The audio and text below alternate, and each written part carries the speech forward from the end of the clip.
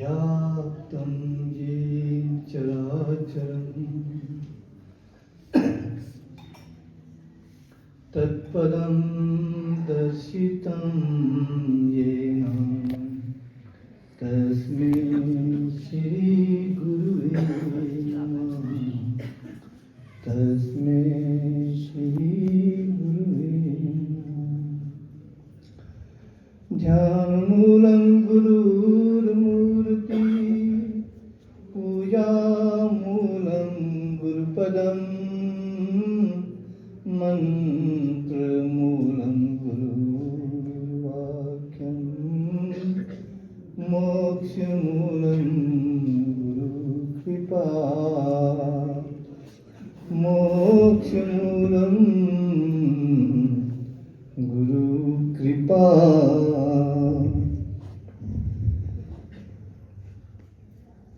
गुरु बहुत से हैं सुने इस जग में भगवान। गुरु बहुत से हैं सुने इस जग में भगवान।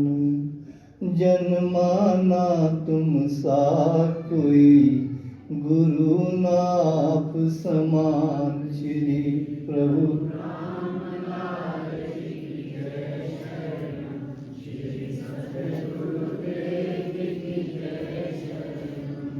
गुरु बहुत से हैं सुने इस जग में भगवान। गुरु बहुत से हैं सुने इस जग में भगवान। जन्माना तुम सा कोई गुरु नाप समान श्री प्रभु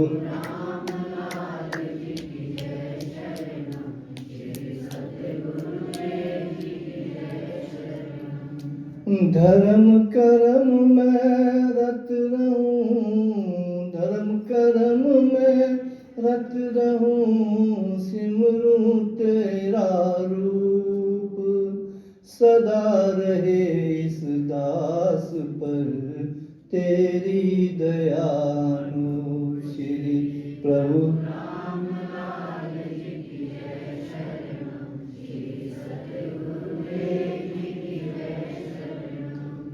धर्म कर्म में रत रहूं, सिमरूं तेरा रूप।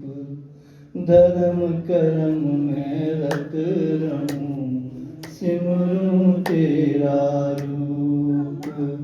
सदा रहे इस दास पर तेरी दयानु श्री प्रभु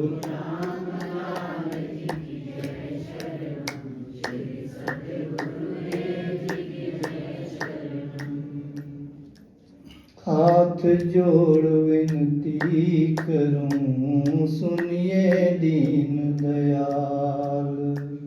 हाथ जोड़ विनती करूं सुनिए दीन दयाल। तुम लग मेरी दौड़ है तुम ही हो रछपाल श्री प्रभु राम लाल जी की श्री सतगुरु। हाथ जोड़ विनती करूं सुनिए दीन दयाल। हाथ जोड़ विनती करूं सुनिए दीन दयाल।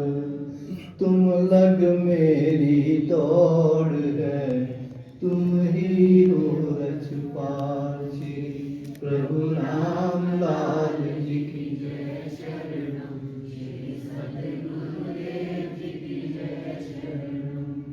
इसमें मेरा कुछ नहीं जो कुछ है सब तो। इसमें मेरा कुछ नहीं जो कुछ है सब तो। तुमरा तुमको देत हूँ क्या लागत है मोर श्री प्रभु राम लाल जी की जय।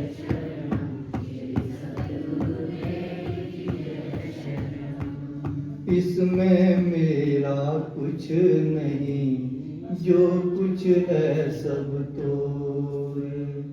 इसमें मेरा कुछ नहीं, जो कुछ है सब तोर। तुमरा तुमको देत हूँ, क्या लागत है मोर। श्री प्रभु राम लाल जी की जय। जय राम श्री करुणा सागर श्री प्रभु जी के भक्ति स्वरूप बंधुओं को मेरा शत शत नमन है, हार्दिक अभिनंदन है, प्रणाम है।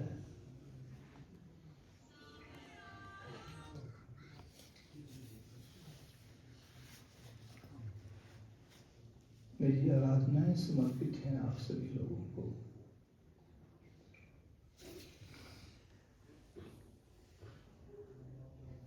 और आज का जो ये पावन दिवस है, ये निसंदेह बहुत ही महत्वपूर्ण है, क्योंकि जनवरी मास के इस प्रथम रविवार के दिन को, जनवरी मास के इस प्रथम रविवार के साप्ताहिक सत्संग को हम कृपा दिवस के संदर्भ में मनाते हैं। इसको हम कृपा दिवस भी कहते हैं। कई बार लोग देखते हैं कि बड़े काफ़ी संख्या में आए होते हैं, तो वो कहते हैं कि क्या कोई स्पेशल प्रोग्राम था आज सत्संग का, कि संगत काफ़ी आई थी। तो उनकी जानकारी के लिए कि हम इसको आज कृपा दिवस के उपलक्ष्य में मनाते हैं। कृपा दिवस ये कि हम आज अपने गुरुदेव का और प्रभु जी का आभार व्यक्त करते हैं, उनको कोटिश कोटिश प्रणाम करते हैं, उनको के पास अपनी हार्दिकता व्यक्त करते हैं, इसलिए कि उन्होंने पहले तो ये कि यहाँ पर एक योग साधन आश्रम की स्थापना की। दूसरा ये कि जितने भी भगत हैं इस क्षेत्र के, सबको उन्होंने अपनी सेवा में लगा दिया। हम ये देख रहे हैं कि सभी भगत किसी न किसी रूप में प्रभु जी ने अपनी सेवा में लगा रखे हैं। तो जब यहाँ पर आश्रम की सेवा भी चल रही होती है, तो कितने चाव से यहाँ पर भगत लोग सेवा करते रहते हैं। इसको सारी दुनिया देखती है। जगन्नाथ जी चाहे कोई पत्थर ला रहा है, चाहे कोई सीमेंटेड हो रहा है, जगन्नाथ जी उसको लाइव करके दिखा देते थे कि भाई, फिर भगत लोग हमसे पूछते थे कि कोई सेवा चल रही है। तो सभी के लिए प्रेरणा का स्रोत रहा है ये आश्रम, और सेवा में भी सभी को लगाया है। तो प्रभु की सेवा में लगना, प्रभु के आश्रम की स्थापना और गुरुदेव का निरंतर कृपा प्रभाव जो चल रहा है, उसके लिए हम आज सभी लोग प्रभु का शुक्रिया करते हैं, उनका आभार व्यक्त करते हैं, उनकी मेहर को प्रणाम करते हैं। और इसीलिए इस सत्संग को हम कृपा दिवस के उपलक्ष्य में मनाते हैं। और कृपा भी मैं ये समझता हूँ, जिस प्रकार का आशीर्वाद, जिस प्रकार की मेहर, जिस प्रकार गुरुदेव जी के श्रीमुख से निकले हुए अमृत वचन और जिस प्रकार से गुरुदेव जी का संकल्प रहा है वो हमेशा हमेशा के लिए हमको याद रहेगा। उन्होंने अपनी अमृत वाणी में जब यहाँ पर लड़ी आरंभ होनी थी उस वक्त जो पुष्प बरसाए, उस वक्त जो कृपामयी वाणी उनके शिरमुख से निकसी वो बहुत ही अलौकिक और अद्भुत थी, जो रिकॉर्डेड है, जिसको कई बार प्रसारण भी उसका प्रसारण करते हैं व्हाट्सएप पर और फेसबुक पर। और उन्होंने स्वयं कहा कि आप रोहड़ू क्षेत्र में जाएं और वो योगियों की भूमि है। उन्होंने कहा वो धरती पर स्वर्ग है। उन्होंने कहा कि वो विद्वानों की भूमि है। ये उन्होंने अपनी अमृत वाणी में से निश्चित किया है। उन्होंने कहा वो कश्मीर की तरह सुंदर है। उन्होंने कहा अगर कुछ लेना है आपने भक्ति का रस तो वहां जाइए। अब इसके अतिरिक्त और क्या आशीर्वाद वो हमको दे सकते हैं? और ये आशीर्वाद एक योगी सतगुरु का है। ये 2 दिन के लिए नहीं होता, ये कल्पांत तक चलता है। और हमारे लिए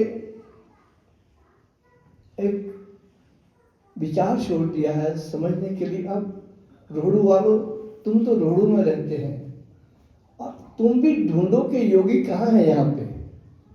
तुम भी ढूंढो के विद्वान कौन है यहाँ पे, और तुम भी देखो कि स्वर्ग कहाँ है यहाँ पर। ये उन्होंने प्रश्न छोड़ दिए हैं अपनी अमृत वाणी में। हमारे लिए तो छोड़े हैं, लेकिन सारे विश्व के लिए छोड़े। और हम तो सिर्फ इसको भी सेवा के रूप में लेते हैं। अगर किसी को यहाँ योगत्व प्राप्त होता है गुरु की कृपा से, तो वो भी सेवा के लिए है। जो सेवा योगी कर सकता है वो कोई और नहीं कर सकता, क्योंकि कोई भी क्षेत्र है उसमें असंभव कभी संभव नहीं हो सकता। लेकिन अगर असंभव संभव होता है तो योगी के पास हो सकता है। एक ही जगह है योगी का दरबार जहां असंभव संभव हो जाता है। चाहे और कोई भी क्षेत्र है संसार के वैज्ञानिक क्षेत्र है, लेकिन असंभव को संभव नहीं कर सकते। आध्यात्म एक ऐसा क्षेत्र है जहां असंभव भी संभव हो जाता है, और वो योगी कर सकता है। और हम भाग्यशाली है इस क्षेत्र में योगी। जब गुरुदेव ने कहा योगियों का देश है तो बहुत होंगे, और उन सब से विश्व का कल्याण निश्चित है। गुरुदेव ने कहा कि ये क्षेत्र विद्वानों का है, तो विद्वान भी हैं। वैसे तो हमारे पास आदरणीय शास्त्री जी हैं, आदरणीय ग्वाड़िया जी हैं, भगत भी हैं, विद्वान भी हैं, और विद्वानों का काम भी सेवा करेंगे। विद्वानों का काम है कि साहित्य की रचना करना। और खुशी की बात यह है कि हमारे ग्वाड़िया जी का डॉक्टरेट ही साहित्य में है, और साहित्य ही जिसके पास है वो देश धनी है। ये भी एक उन्होंने हमको सेवा दी है। संभव है कि निकट भविष्य में विद्वान भी अपने ज्ञान के सागर को आगे बढ़ाने लगेंगे। जिस प्रकार से महाराज जी की कर्म भूमि हिमाचल प्रदेश रही, उन्होंने भी साहित्य की रचना की। हमारे आदरणीय डॉक्टर हरिदत्त ग्वाड़ी जी की कर्म भूमि भी हिमाचल प्रदेश रही, लेकिन गुरुदेव बाद में पंजाब में जहाँ उनका स्थान था वहाँ रहे, बड़ा काम किया। आदरणीय ग्वाड़ी जी भी हो सकता है फिर उत्तराखंड चले जाएंगे, लेकिन बात एक जैसी है, कर्म भूमि कहीं थी और फिर आश्रम कहीं स्थापित हुआ, और ग्वाड़ी जी ने भी सुंदर आश्रम बनाया है। कहने का मतलब है कि विद्वानों को भी एक सेवा दे दी है कि वो भी साहित्य की रचना करें और देश की सेवा करें। वास्तव में योग में यही बातें निहित है।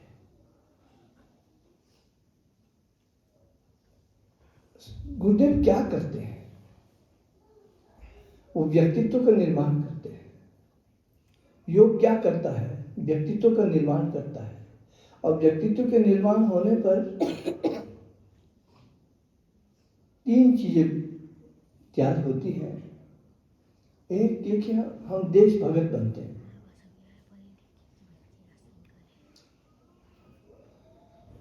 दूसरा कि वो परम विरक्त हो जाता है योगी।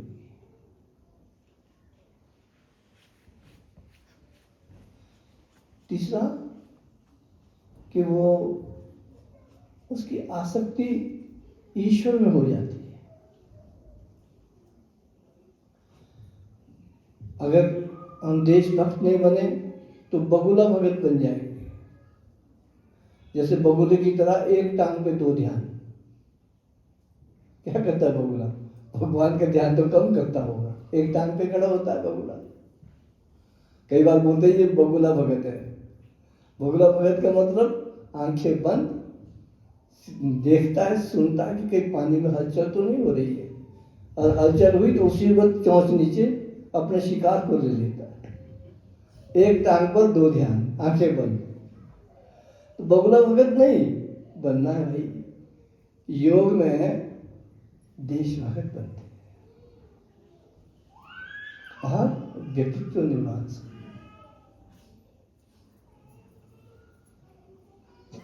दूसरी तरफ परम विरक्त होते हैं, जिस प्रकार से अपने हरिहरानंद जी बन गए थे। ये सब है आपका, रखिए अपने साथ, साला मथुआ काट कर जिस विध भय सना। परम विरक्त पुरुष अगर कोई चीज बना सकती है तो योगी बना सकते हैं। हरिहरानंद जी ने अपना सर गुरु के चरणों में रख लिया था।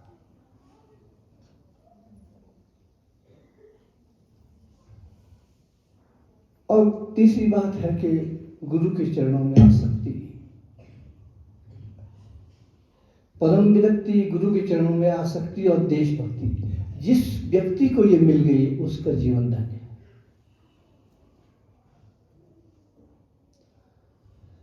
हम गुरुदेव के अंदर ये सारी बातें देखते थे, देशभक्ति भी, परम विरक्ति भी और गुरु चरणों में आसक्ति भी। ये तीनों चीजें हमने अपने गुरुदेव के अंदर देखी, और उनके ही तप से, उनके ही बल से, उनके ही योग बल से इस आश्रम का निर्माण हुआ है। और उनकी कृपा से हम आज आनंद भवन में बैठे हैं। इसमें एक शांति कक्ष बना है, और गुरुदेव की कृपा से ही उनका दिव्य स्वरूप भी आनंद भवन में स्थापित हुआ।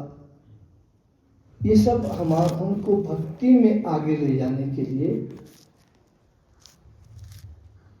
साधन है,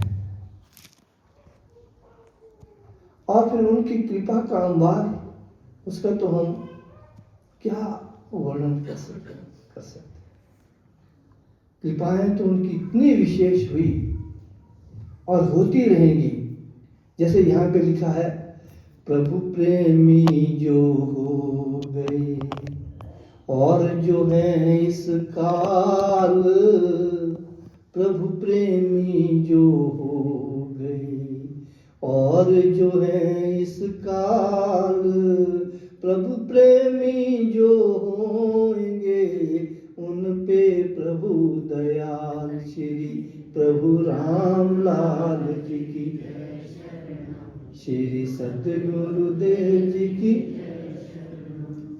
प्रभु प्रेमी जो हो गए, और जो है इस काल प्रभु प्रेमी जो होंगे, उन पे प्रभु दयाल श्री प्रभु राम लाल जी की, श्री सतगुरुदेव जी की। सब साधन की साध यह प्रभु पगलु जो लाग, सेवक का प्रभु चरण में रहे सदा अनुराग, प्रभु राम लाल जी की, श्री सतगुरु। प्रभु प्रेमी जो हो गए, जो है और जो है इस काल प्रभु प्रेमी जो होंगे, उन पे प्रभु दया, और उनकी दया हम देख रहे हैं। अभी हाल में ही एक शादी हुई थी, किसी लड़की की परसों आई थी आशीर्वाद के लेने के लिए। उसकी माँ कहें अपने गांव में, गांव से शादी हुई कहाँ, कुल गांव में। एक गांव था, एक कुल गांव था। गांव से शादी हुई कुल गांव में। अब फिर वहाँ शादी में हमें कहा कि आप आएंगे। हमने कहा कि भाई आपका बिल्कुल सात्विक है, पर सात्विक तो नहीं है, मेरे पति जी वो शराब पीते हैं। तो मैंने कहा शराब पीते, फिर क्या प्रोग्राम है? कहते उन्होंने दूर कहीं बोतलें पिलाने के लिए भी रखा हुआ है। मैंने कहा फिर हमारा आना उचित नहीं है, अब वो तो योग में नहीं है, पत्नी की बड़ी श्रद्धा है, ठीक, उन्होंने दूर रखा जी। मैं कहता चाहे दूर हो नजदीक हो, फिर हमारा आना उचित नहीं है। पर गुरुजी बात ऐसी कि शादी तो ठीक निभनी चाहिए।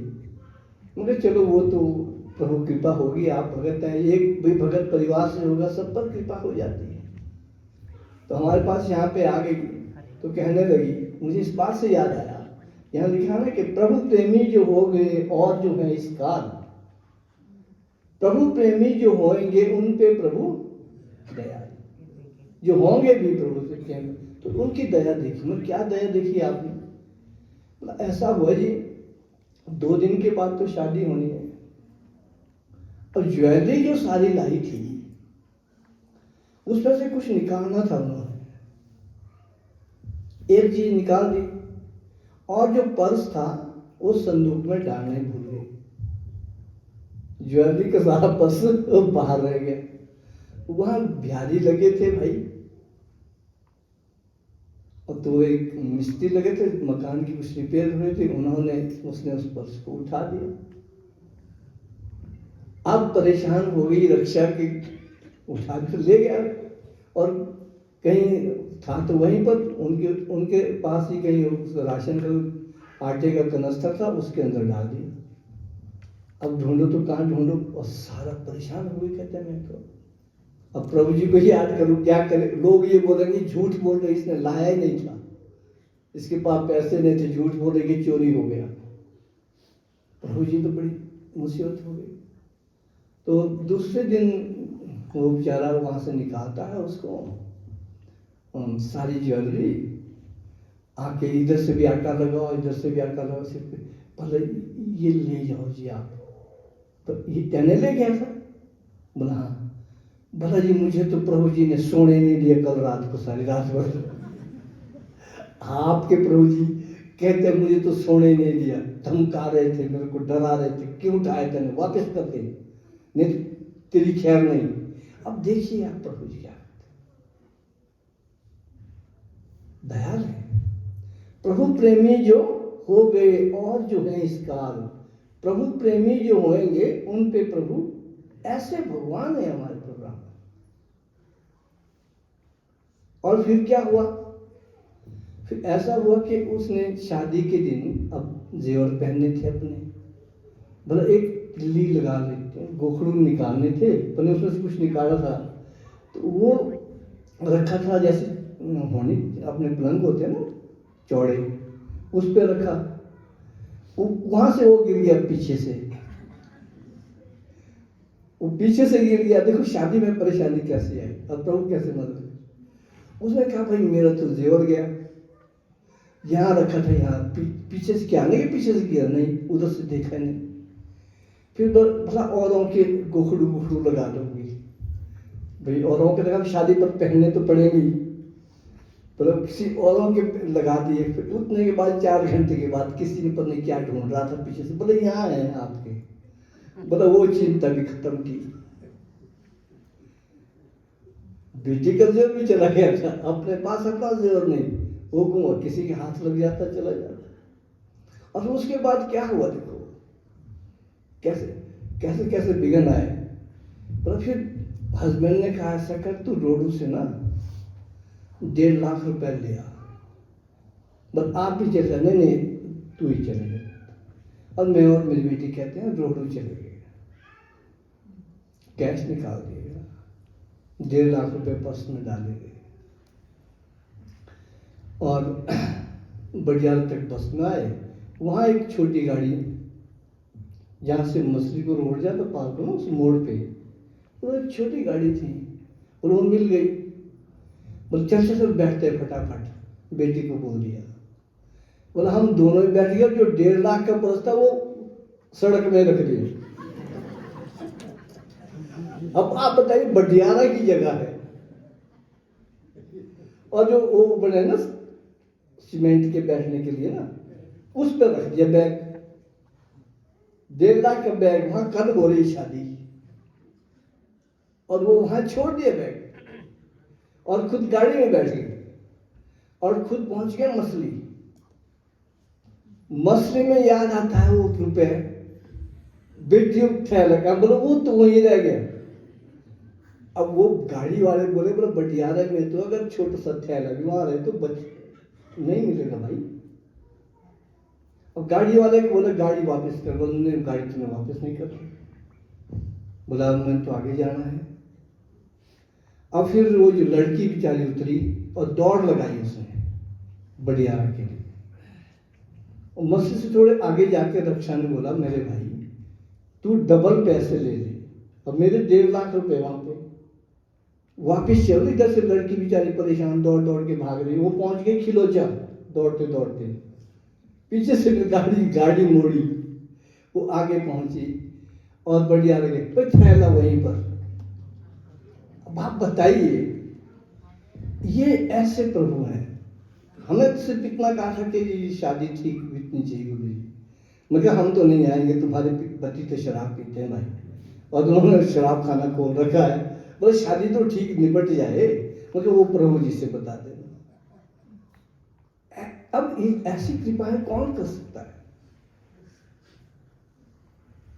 परेशानी में गुजर गई, बोला शादी तो हुई पर परेशानी को परेशानी निपटा भी दी प्रभु जी ने। तो कहने का मतलब है कि ये सब चीज देने वाले कौन है, गुरुदेव हमारे। क्या है, योग की शक्ति है। एक कोई परमपिता परमेश्वर हमारे साथ रहते हैं, इसलिए हम उनका आज कृपा दिवस है। यही तो कृपाएं हैं संसार की, छोटी छोटी। बड़ी कृपाएं तो भाई कब वो योग, ये भी कृपा है कि उन्होंने बोला कि आज ये योगियों का देश है।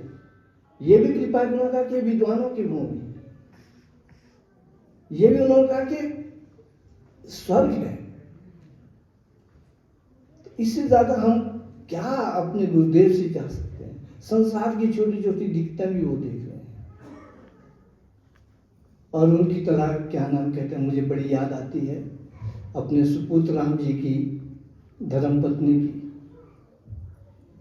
अब सुपुत्र राम जी की धर्मपत्नी बेचारी गाय सो गई, गौड़ी साला रोज मक्खन लगता ही नहीं, कभी ले जाए भड्डू को ऊपर, कभी ले जाए ब्राह्मण में, कभी रखे प्रभु जी के पास, कभी ले जाए कहीं, कभी किसी पंडित के पास जाके तंत्र मंत्र कराए कि बोले ये डाले, कभी कोई बोले ये करो। और 1 महीना हो गया, अरे कमाल है, बोला मक्खन लगता ही नहीं है। अब क्या करे, परेशान हो गई, तो प्रभु जी के पास रोने बैठ गई। प्रभु जी का तो बड़ा क्या हो गया पता नहीं, दूध भी है, दही भी है, सब कुछ, मक्खन क्यों नहीं लगता। और वो मधानी भी लगाती, वो भी चल रही है, क्या करे। फिर प्रभु जी ने रात को फिर कह ही दिया, बोले यार ऐसा है ना, ढंग से देख, तेरा पेट ढीला है इस मधानी का, बोले घूमती तो है नीचे, वो तो चलता ही नहीं है उसका। अब देखो वो भी प्रभु जी बताते हैं, है ना, वो भी प्रभु जी बताते हैं। अब बता, भगवान को क्या नहीं पता। वो जब देखा वाक्य पेड़ से उड़ी लो, 1 महीने से ढीला चला रही है, लोग घूम रही है ऊपर, नीचे पंखा चल ही नहीं रहा है। अब ऐसे भगवान कहाँ मिलेंगे भाई। तो प्रभु कृपा है। तो ये सब ऐसा है कि प्रभु प्रेमी जो हो गए हैं, और जो है इस काल प्रभु प्रेमी जो होंगे उन पे प्रभु दयाल है ना। अब हम पर तो दयाल होते हैं, देवताओं पर भी दयाल होते हैं, वो तो रविंद्र जी को पता है ना। अब जाखी नहीं बाई दी पानी निकला, देव बोला आऊँ चीशो। 2-3 महीने से देवता जी भी प्यास से, फिर आ गए पंडित लोग योगियों के पास। भाई है ना योगी, भाई इस देश में, इस भूमि में है, आना पड़ा उनको, योगी ढूंढने पड़े। गुरुदेव ने गलत थोड़ा नहीं कहा, भाई योगियों की भूमि है। तो सारे देवता के पुजारी लोग आ गए, भावराम जी और रविंद्र जी के पास पहुंच गए। बोला पानी भाई बाव तब की जब पानी। उन्होंने कहा ठीक है, यज्ञ आरंभ करते हैं।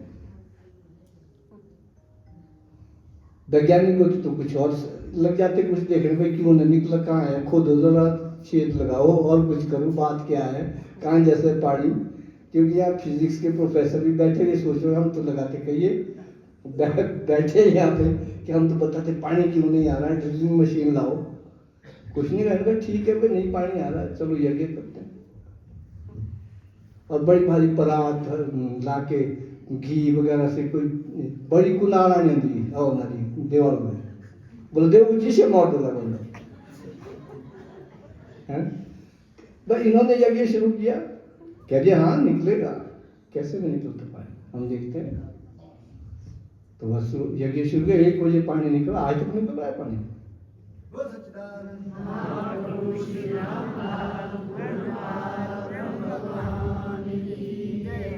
तो निकल रहा है। अब देवते भी सिर्फ पानी पीने लगा बंद है प्रभु जी के पास। प्रभु जी के होते ना कोई प्यासा रहता है, ना कोई भूखा रहता है, ना कोई दुखी रहता है। सबसे बड़ी बात है कि हमारी उनके चरणों में प्रेम हो जाए, बस यही मानना है।